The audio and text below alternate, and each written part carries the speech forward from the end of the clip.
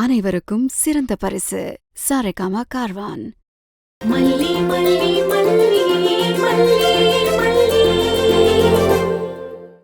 வாங்கண்ணே, வா மல்லி. என்ன மல்லி, என்னாச்சு? அவ கிடைச்சிட்டாளா? இல்ல அண்ணி. அவ எப்படி கிடைப்பா?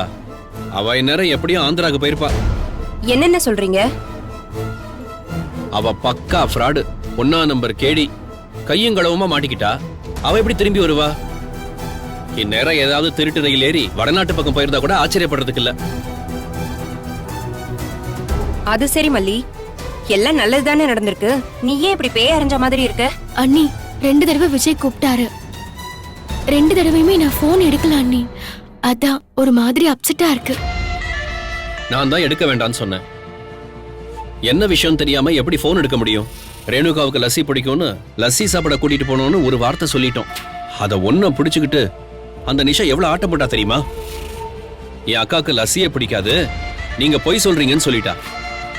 அதனால கிளியரான தகவல் எதுவும் தெரியாம எதுவும் பேச வேண்டான்னு நான் தான் சொன்னேன். அண்ணி C-type சார்ஜர் இருக்கா? என் போன் சார்ஜ் இல்லாம இருக்கு. அதோ அங்க பிளக் இருக்கு, அங்க போய் போட்டுக்க.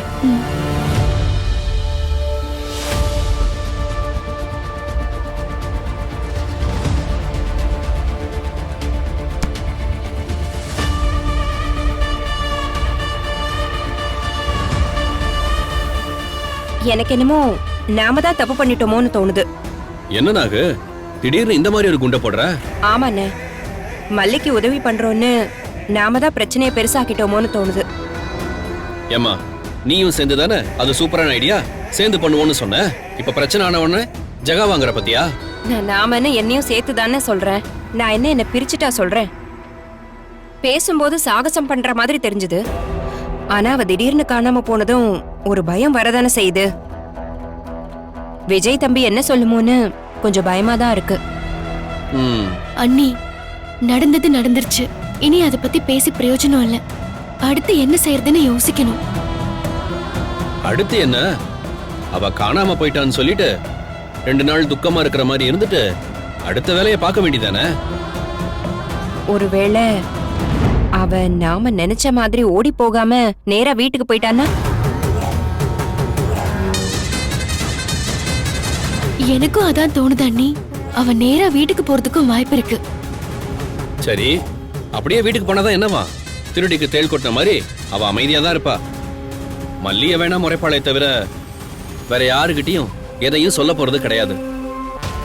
அப்படி இல்லன்னு அவ அப்பாவி போல நடிச்சு நான் தான் அவளை சந்தேகப்பட்டு போலீஸ வர வச்சு இப்படி பண்ணிட்டேன்னு சொல்லுவா. விஜயும் அவ அப்பாவும் அதை நம்பிடுவாங்க. அதத்தான் நானும் சொல்றேன். அவளை நான் புரிஞ்சுக்கிட்ட அளவுல அவ அப்படிதான் பண்ணுவா. அப்படி அவ வீட்டுக்கு போய் சொல்லிட்டான்னா என் பாடு கஷ்டம்தான். விஜய் நிச்சயமா நான் அப்படி பண்ணதுக்காக ரொம்ப ஃபீல் பண்ணுவாரு. இங்க பாரு மல்லி, அந்த போலீஸ் நாம ஏற்பாடு பண்ண போலீஸ்னு நமக்கு மட்டும் தானே தெரியும். அது அந்த ரேணுகாவுக்கு எப்படி தெரியும்? அதனால அவ போலீஸ் விசாரிச்சாங்கன்னு தான் சொல்லுவா. நீ அப்ப என்ன சொல்றன்னா, போலீஸ் திடீர்னு வந்து அவளை விசாரிச்சாங்க, ரேணுகா பயந்துட்டு போயிட்டான்னு நீ சொல்லு. இதுல பயப்படுறதுக்கு என்ன இருக்கு? ஆமா, இதெல்லாம் நாம யோசிக்கிறோம். ஆனா நடக்கிறது இத தாண்டி ஒண்ணு நடக்கும்ல, அப்ப என்ன பண்றது? அததான் மல்லி யோசிக்கிறா. ஆமா அண்ணே, நான் தான் இதை ஏற்பாடு பண்ணேன்னு தெரிஞ்சா என்ன பண்றது? இதானே உன் பிரச்சனை. சரி, நான் சொல்யூஷன் சொல்றேன். அப்ப கூட நீ இதை ஏற்பாடு பண்ணல.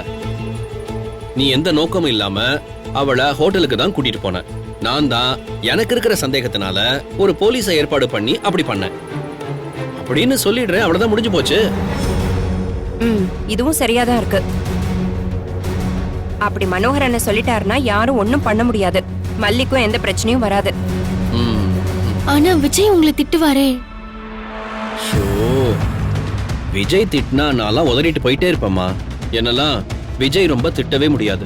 இன்னொரு விஷயம் சொல்றேன் கேட்டுக்க. நாம நல்லதுக்காகத்தான் இதை பண்ணிருக்கோம். நாம எதை பார்த்து பயப்படணும்? அண்ணே, நீங்க மட்டும் நீங்க சொன்ன மாதிரியே சொல்லிடுங்கண்ணே. அதான் மல்லிக்கு பாதுகாப்பா இருக்கும். எனக்கு மல்லிக்கு எந்த பிரச்சனையும் வந்துடக்கூடாது, அதுதான் முக்கியம். அதெல்லாம் நான் பாத்துக்கிறேம்மா, நீங்க விடுங்க.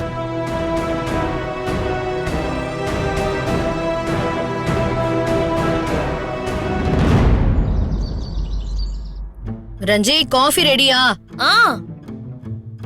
ரெடி ராஜிமா. என்ன திடீர்னு காஃபி கேக்குறீங்க?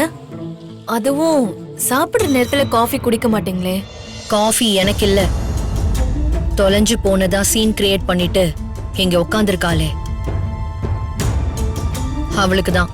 ஏன் ராஜிமா, அவங்க உண்மையிலே தொலைஞ்சு போகலையா? அவகிட்ட ஏதோ ஒரு தடுமாற்றம் தெரியுது பாத்தியா, கொஞ்சம் வளர்றா. இந்த வீடியோ உங்களுக்கு பிடிச்சிருந்தா லைக் பண்ணுங்க, ஷேர் பண்ணுங்க, காமெண்ட் பண்ணுங்க. மறக்காம சரிகமா டிவி ஷோஸ் தமிழுக்கு சப்ஸ்கிரைப் பண்ணுங்க.